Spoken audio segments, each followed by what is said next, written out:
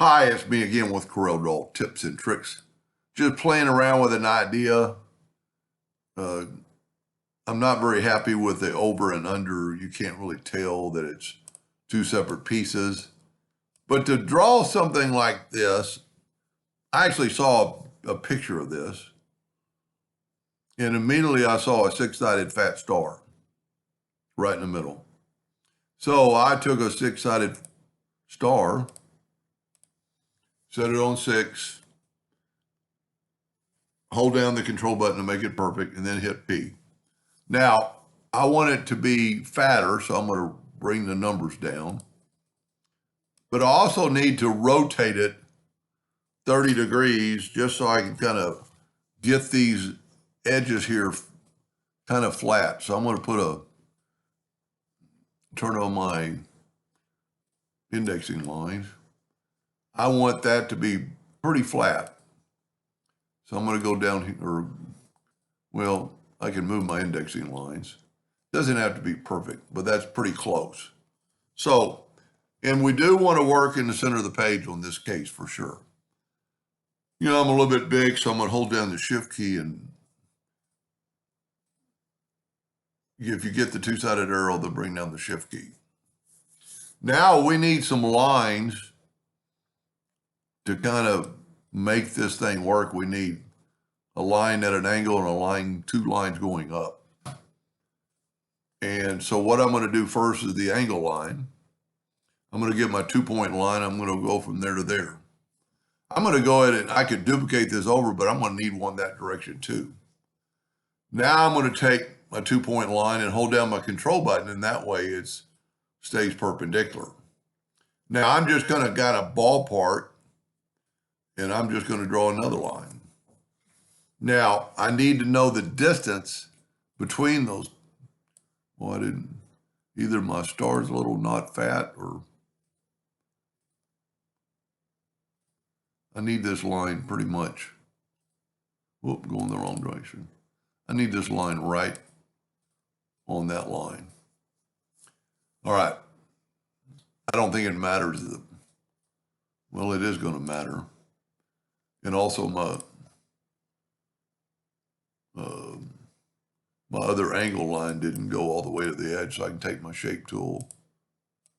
And I tell you what we can do is just move that to that spot. So what if it's a little bit off? But I need to know the distance of this to make it symmetrical on both sides. So I'm going to get the parallel dimension tool. And I am going to hold down the control button, and the control button stops it and makes it perpendicular. So we're at 1.36. So then take your nudge factor and make it 1.36. We're going to take that line and we're going to Control D and make a duplicate. And we're going to put it right here. And that's going to work. See, I didn't get it. That's going to work for both lines, because now I can Control D and duplicate it and move it that 1.36. Whoop. So now these two lines are the same. I need it to be at the bottom. So I'm going to get the 4-sided cross and holding down the control button. I really need these 4 lines to be equal.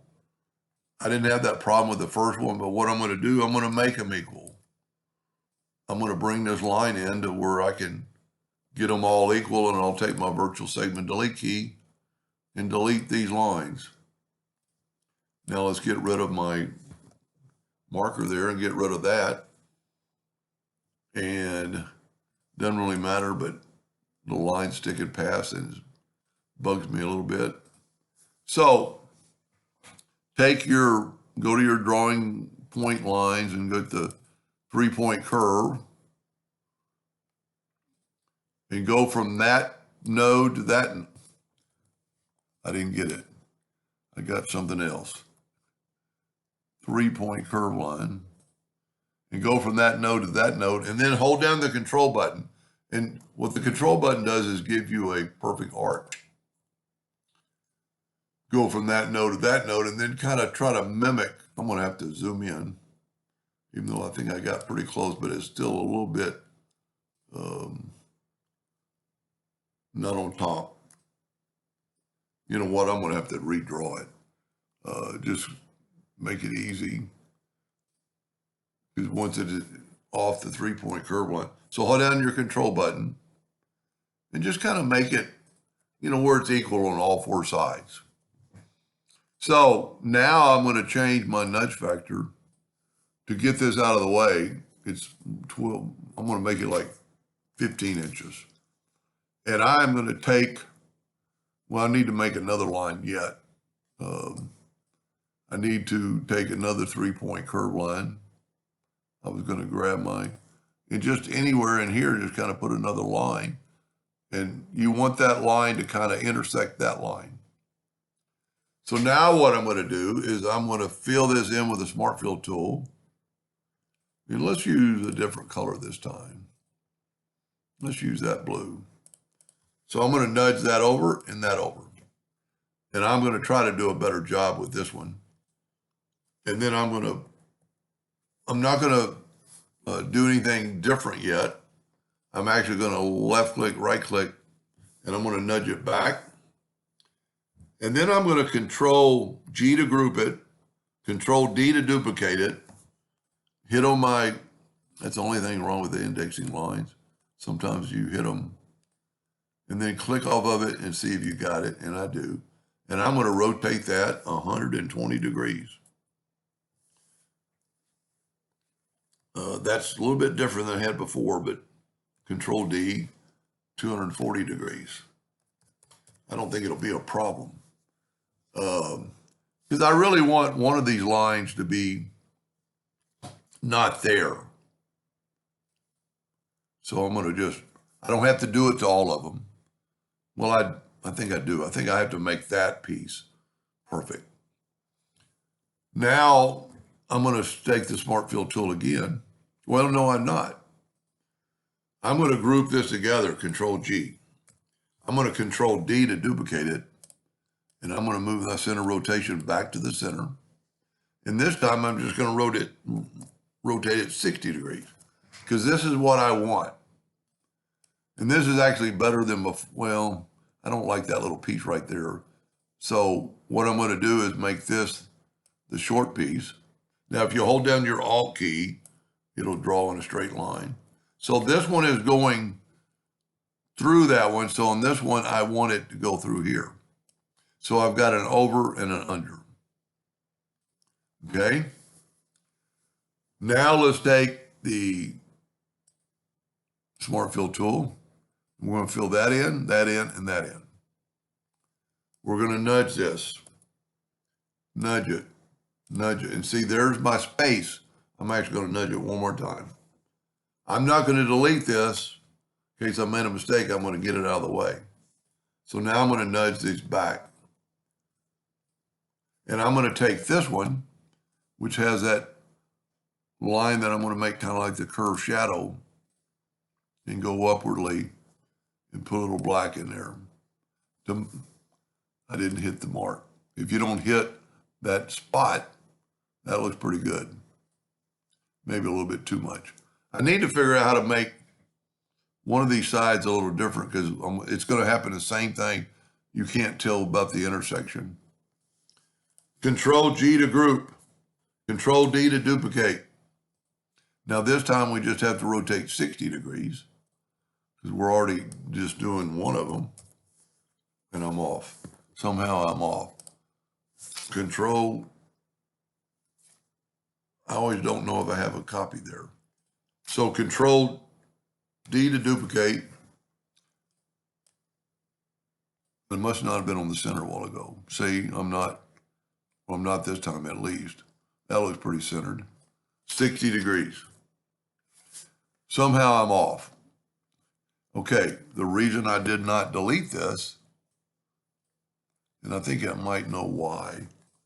It might be,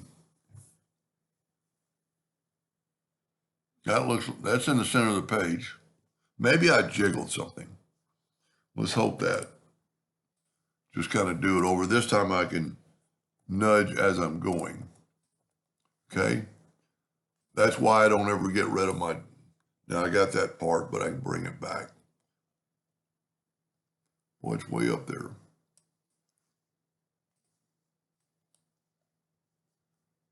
Get that part back.